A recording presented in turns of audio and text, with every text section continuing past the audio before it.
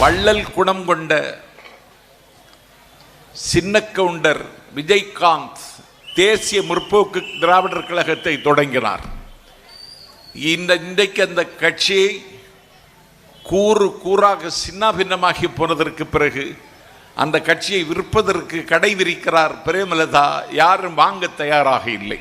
அனைவருக்கும் எனது பணிவான வணக்கம். இந்த வீடியோ யாருக்குன்னு கேட்டிங்கன்னா,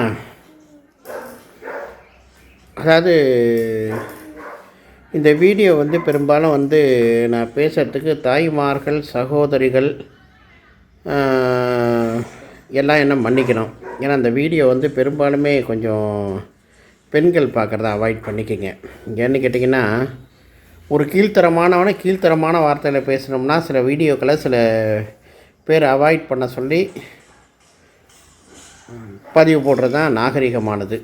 ஏன்னு கேட்டிங்கன்னா, இப்போ பேச போகிறவன் என்னன்னு கேட்டிங்கன்னா, தமிழ்நாடு அரசியல்னு கிடையாது. இந்த கேடு கெட்டவன் ஒரு என்ன சொல்லுவாங்க, ஒரு விபச்சாரி கூட விருப்பப்பட்டு தான் உடம்பு வைப்பான். ஆனால் இந்த பையன் எப்படின்னு கேட்டிங்கன்னா, நாளுக்கு நாள் சதை உடம்பு ஒவ்வொரு உறுப்பையும் விற்கக்கூடிய ஒரு வேசி மகன் இவன். புரியுதுங்களா? தன்னோட அரசியல் லாபத்துக்காக உடம்பு பசிக்காக, அதாவது விபச்சார தொழில் பண்ணுறவங்க அந்த மாதிரி உள்ளவங்களை கூட நம்ம கர்த்தசியாக மன்னிக்கலாம். ஏன்னு கேட்டிங்கன்னா, அவங்க குடும்ப சூழ்நிலை, அவங்களோட பிள்ளைகளை காப்பாற்றணும், அவங்களோட வறுமைகள் என்னவோ அது அவங்களுக்கு தான் தெரியும். அதை நான் யாரையும் அந்த தொழில் பண்ணுறவங்க நான் தப்பாக சொல்லலை. இந்த வீடியோவை பொறுத்த வரைக்கும் அவங்கள நான் எந்த விதமானதும் பேசலை. ஒரு உதாரணம்னு காட்டுறோம்னா, அதை விட கீழ்த்தரமான வேசிமாக இவன். அதாவது இவன்லாம் எப்படின்னு கேட்டிங்கன்னா, ஒரு தரப்புக்கு அந்த வார்த்தை யூஸ் பண்ணக்கூடாது. ரொம்ப மட்டமான வார்த்தை தான் இவனுக்கு யூஸ் பண்ணணும். ஏன்னு கேட்டிங்கன்னா, எச்சியில் காசு கிடந்தாலும் சரி, பீல காசு கிடந்தாலும் சரி, தொட்டு நக்கி திங்கிற வேசி மகன் இவன். புரியுதுங்களா? அதாவது எப்படின்னு கேட்டிங்கன்னா, ஒரு பொழப்புக்கு ஒருத்தனை நடு ரோட்டில் என்ன பண்ண சொன்னாலும் பண்ணிவிட்டு இவன் காசை வாங்கிப்பான்.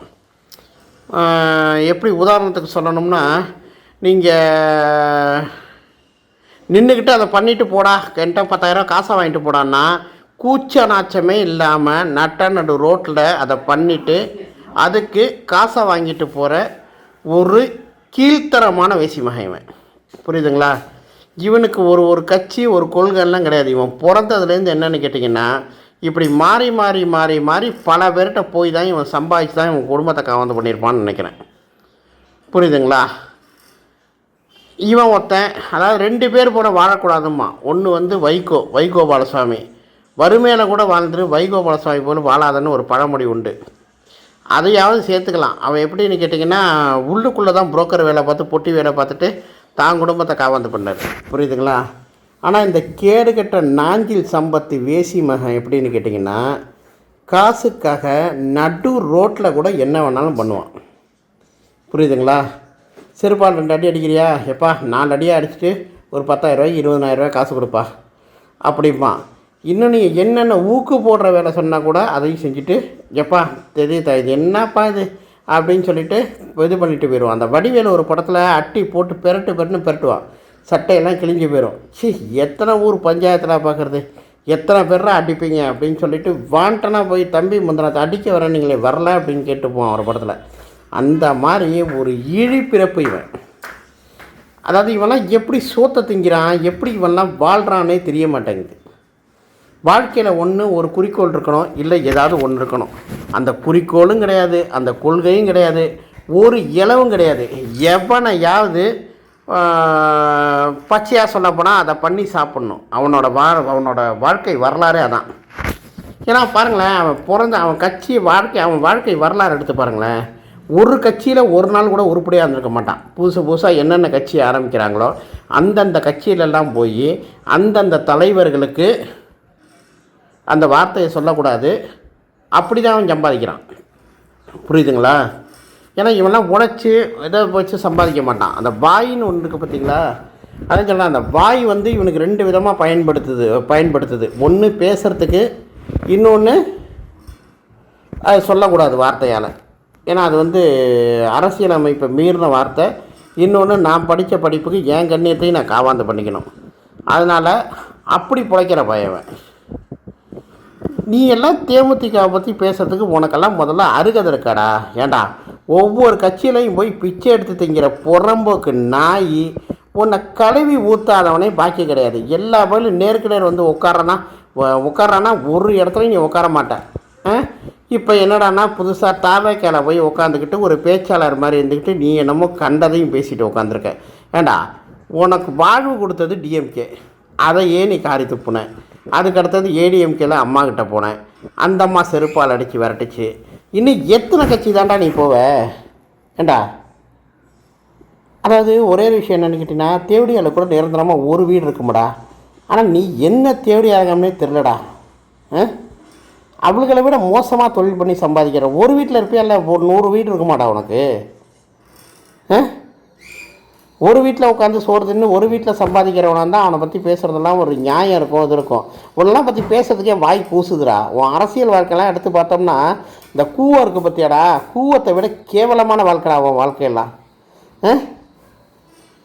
சாக்கடையில் கிடக்கிற புழு கூட என்னென்னு பார்த்தீங்கன்னா கொஞ்ச நேரம் வாழ்ந்துட்டு அதுக்கு பசிக்காக செத்து போயிரும்டா. ஆனால் நீ எல்லாம் அப்படி கிடையாதா.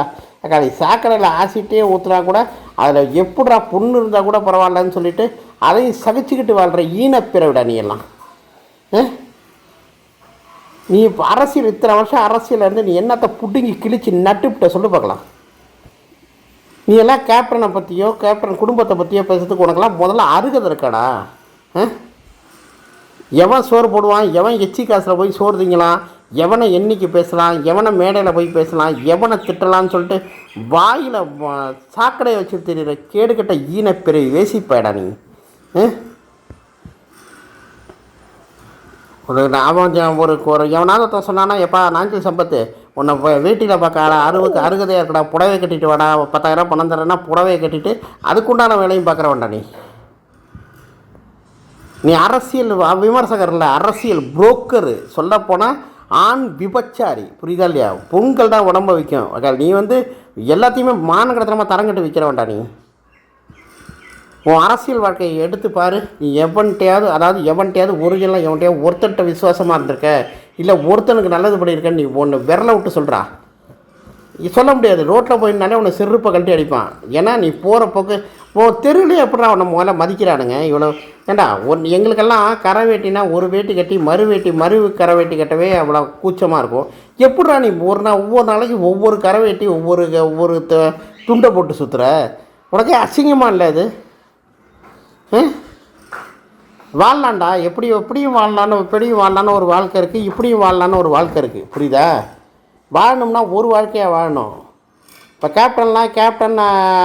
கேப்டன் ஐயா அவர்கள் மற்றும் மக்கள் திலகம் அவர்கள்லாம் சொல்லும்போது வாழ்ந்தவர் கோடி மறைந்தவர் கோடி மக்களின் மனதில் நிற்பவர் யாருன்னு சொல்லிட்டு ஒரு வரி ஒன்று வரும். புரியுதா? அதே மாதிரி உள்ள வாழ்க்கை ஒன்று. இன்னொன்று கர்ணன் படத்தில் சொல்லுவான், என்ன கேட்டான் ஏது கேட்டான் எது கொடுத்தாலும் என்ன எது கேட்டாலுமே உடனே கொடுப்பான் கர்ணன்னு சொல்லிட்டு. அந்த மாதிரி வாழ்க்கை வாழணும். அந்த 2 வாழ்க்கையும் வாழ்ந்தது யாருன்னு கேட்டிங்கன்னா, ஒன்று புரட்சி தலைவர் எம்ஜிஆர் அவர்கள், இன்னொன்று இப்போதும் மனதில் வாழ்வாங்கு வாழ்ந்து கொண்டிருக்கும் எங்களது கேப்டன். புரியுதா? அதை அடுத்து எங்கள் கட்சி பொதுச்செயலாளர் அன்னையாரும் சரி, அவங்க பசங்களும் சரி. புரியுதா? மக்களுக்கு என்ன நல்லது பண்ணணும், மக்களுக்கு எப்படி இது பண்ணணும்னு சொல்லிட்டு அதை பார்த்து பண்ணிகிட்ருக்காங்க கேப்டன் வழியில். அவளுக்கெல்லாம் பற்றி பேசுகிறதுக்கு உனக்கு என் வாயில் அசிங்கமாக வருதுடா நாஞ்சில் சம்பத்து. ஏன்னா உன் வயசு அதாவது சாவுற வயசுடா உனக்கு. பச்சையாக ஒன்று திட்டணும் போல தோணுது. சோஷியல் மீடியாவை போச்சு. இன்னொன்று நான் படிச்சிருக்கிறது ஒரு வக்கீல் தொழில். நாகரிக வார்த்தையை மீறி எதுவும் பேசக்கூடாதுன்னு எங்களுக்கு அப்போவே சொல்லி கொடுத்துட்டாங்க. புரியுதா? ஆனால் உன்னால் எந்த விதத்தில் கழுவி ஊற்றுறதுனே தெரியல. மானங்கட்ட வார்த்தையில் தான் கழுவி ஊற்றணும். ஏண்டா அடுத்தவனை வாயில் வருது அப்படி பிழைக்கிறது ஒரு புழப்பாடா? இந்த சோறு திங்கிறவனுக்கெல்லாம் வேறு பேர் சொல்லுவாங்கடா. அந்த வார்த்தையை சொல்லக்கூடாது. ஏன்னா என்னை விட வயசில் நீ ரொம்ப பெரியவன். ஆனால் பண்ணுற பழக்கம் ஃபுல்லாக என்னென்னு கேட்டிங்கன்னா, இந்த ரோட்டோரத்தில் நைட்டு 10 மணிக்கு பைபாஸில் டார்ச் லைட் அடிச்சுட்டு பழவை பற்றியா அவள் பண்ணுறதை விட கேவலமான விபச்சார தொழில் பண்ணுற ஆண் விபச்சாரி. வாய் ஒன்று இருக்கேன்னு சொல்லிட்டு வாயை வச்சு விபச்சாரம் பண்ணுற ஒரே ஆள் நீ தான்டா. பொம்பளை வந்து உடம்ப வச்சு விபச்சாரம் பண்ணுவான், நீ வந்து வாயை வச்சு விபச்சாரம் பண்ணுற வேசி பையன். புரியுதா? வேசி தொழிலே நீ வித்தியாசமாக பண்ணுறவன்டா. நீ சாவும்போது ஒரு 100 பேராவது கூட இருக்கணும்டா. அந்த அளவுக்கு நல்லது பண்ணிட்டு சாகணும். நீ எல்லாம் செத்தன்னு வச்சுக்க, வீட்டு வாசலில் ஒரு நாதி இருக்காது. அது போலடா வாழ்ந்தால் அப்படி வாழணும். அதை விட்டு கீழ்த்தரமான வாழ்க்கை வாழ்ந்து சாகும்போது மூஞ்சியில் காரி துப்பி அந்த அளவுக்கெல்லாம் வாழக்கூடாது. ஏற்கனவே மூஞ்சியை பார்த்தீங்கன்னா செத்து போனவனுக்கு வெத்தலை பாக்க வச்சு நெத்தியை கட்டியிருந்தாங்கன்னா எப்படி இருக்கும், அந்த மாதிரி இருக்கிறவன் மூஞ்சி. புரியுதா? செத்து போன பிறகு நீ இன்னும் எவ்வளோ விகாரமாக இருப்பாங்கிறத யோசனை பண்ணிப்பார். ஏன்னா ஒருத்தன் சாபத்தை வாங்கினா பரவாயில்லடா, ஊரில் உள்ள எல்லாவனும் சாபம் விடுறான். ஒருத்தன் சாபம் வாங்கினாலே வந்து இதாகிடுது. புரியுதா? ஐயோ ஏன்டா இவன் சாபம் விடுறான், நம்ம என்ன கிடைக்கிட்டா போக போகிறோம் அப்படின்னு சொல்லிட்டு அந்த பயம் வருது. சரியா? ஆனால் உனக்கெல்லாம் அந்த மானம், ரோசம், வெக்கம், சூடு, சுரணை இன்னும் சொல்லுவாங்கல்ல, எதுவுமே உனக்கு இல்லைடா. அதாவது ரோட்டில் சம்பத்து வேலை இங்கே வாடா அப்படின்னு சொல்லிட்டு ஒருத்தன் காசை கொடுத்து விட்டு, தம்பி நான் சொல்கிறபடி நீ நட அப்படின்னா எவ்வளோடா காசு கொடுப்பேன்னு நீ கேட்ப. அவன் இவ்வளோ கொடுக்குறேன்னா, தம்பி இதை விட நான் இன்னும் சூப்பராக நான் இப்போ நடக்கிறேன் தம்பி அப்படின்னு சொல்லிட்டு அவன் எப்படி கேடுகட்டத்தனமாக சொல்கிறானோ அதை விட 2 மடங்கு நடக்கக்கூடிய கேடுகட்ட போயிடா நீ. ஏடா எச்சி சோறு தின்னுடா. உனக்கு அதாவது உனக்கு ஈக்குவலான ஒருத்தவன்கிட்ட பேசி எச்சி சோறு தின்னு.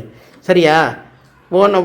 நீ எந்த கட்சியில் இருந்தவன், ஏடிஎம்கே, டிஎம்கே, இன்னும் எத்தனை கட்சி நல்லா யோசனை பண்ணிப்பார். அடுத்தது சிலம்பரசன் கட்சி ஆரம்பித்தா அவன் கட்சியில் போயிருப்பேன். விஜய் கட்சியை முடிச்சுட்டு அடுத்த 10 நிமிஷத்தில் சிலம்பு கட்சி ஆரம்பித்தோன்னா சிலம்பரசன் கட்சியில் போய் நிற்பேன். அடுத்தது சிவகார்த்திகேயன் ஆரம்பித்தா சிவகார்த்திகேயன் கட்சியில் போய் நிற்பேன். நடிகர் சூரி ஆரம்பித்தா சூரி கட்சியில் போய் நிற்பேன். யோகி பாபு ஆரம்பித்தா யோகி பாபு கட்சியில் போய் நிற்பேன். யோகி பாபுக்கு புள்ள பிறந்தா அந்த பிள்ளை கட்சி ஆரம்பிக்கும் போது அதில் போய் நிற்பேன். ஏண்டா வேசிப்பங்கண்ணே, உனக்கு அதாவது ஒரு விஷயம் புரிஞ்சுக்கையன், ஒரு எதுக்கு வயசு வித்தியாசம்னு ஒன்று வைக்கிறாங்க தெரியுமா? தான் வயசில் தன்னை விட இதாக இருக்கிறவங்க, மூச்சியாக இருக்கிறவங்கள்ட்ட பழகினா அறிவு வரும், புத்தி வருங்கிறதுனால தான் சிறு வயசு பைசன் கூட பழக்கம் வச்சுக்காதலான்னு சின்ன பிள்ளை விளையாடுற பிள்ளைங்க சொல்லுவாங்க. அது எதுக்காக சொல்லுவாங்கன்னு கேட்டிங்கன்னா, பெரியவங்கள்ட்ட வளர்ந்தாதான் அந்த பிள்ளைகளுக்கு அவங்களோட குணாதிசயங்கள் வரும் அப்படின்னு சொல்லிட்டு. ஆனால் நீ சில்லற பயல அப்பையிலேருந்து என்னென்னு கேட்டிங்கன்னா, உனக்கு 10 வயசு 15 வயசு 20 வயசுலாம் கம்மியாக இருக்கிறவன்ட்டே நீ பழகிட்ட. அப்படி இருக்கக்குள்ள அந்த கேடுகட்ட ஈன பிறப்பு தான் உனக்கு வரும். ஆனால் நீ எல்லாம் வந்து தேமுதிகவை பற்றி விமர்சனம் பண்ணுற பற்றியா, உன்னை எதை கழட்டி அட்டிக்கிறதுனே தெரிலடா. எச்ச பொறுக்கி தின்னு, எச்ச பொறுக்கி திக்கல அவங்க நாசுக்கா தின்றா. இவ்வளவு கேடுகட்ட வாடா எச்ச பொறுக்கி திப்ப, அதுவும் உன்னை விட வயசு கம்மி. அங்கே போய் பொறுக்கி திம்ப. பொறுக்கி திங்கிறதுக்கு ஒரு எல்லாம் உண்டா. பொறுக்கி தின்னு, பொறுக்கி திங்கிறதுலாம் தப்பே கிடையாது. என்ன மற்ற கட்சிக்காரெல்லாம் பொறுக்கி திங்காமலாம் இருக்கான். பொறுக்கி தின்னு, பேசு, எல்லாம் பண்ணு, வேண்டாம்லாம் சொல்ல வரல. ஆனால் பொறுக்கி திங்கிறதுல ஒரு விதம் இருக்குல்லடா. கண்ணாமண்ணான்னு பொறுக்கி திங்கக்கூடாது இல்லைடா. கேடுகட்ட புலப்படை மானங்கட்ட புலப்படா நீ பண்ணுறது. சி, இதுக்கு மேலே உன்னை கழுவி ஊற்றுறதுக்கு எனக்கே வாயை வலிக்குது. நீ எல்லாம் திருத்தர ஜென்மமும் கிடையாதுடா. நன்றி, வணக்கம். இந்த வீடியோ உங்களுக்கு பிடிச்சிருந்தா லைக் பண்ணுங்க, கமெண்ட் பண்ணுங்க, ஷேர் பண்ணுங்க, அப்புறம் சப்ஸ்கிரைப் பண்ணிருங்க. மறக்காம பக்கத்துல இருக்கிற பெல் ஐகானை கிளிக் பண்ணுங்க. அப்பதான் நாங்க போடுற வீடியோ உங்களுக்கு உடனுக்குடன் நோட்டிபிகேஷன்ல வரும். Bye by.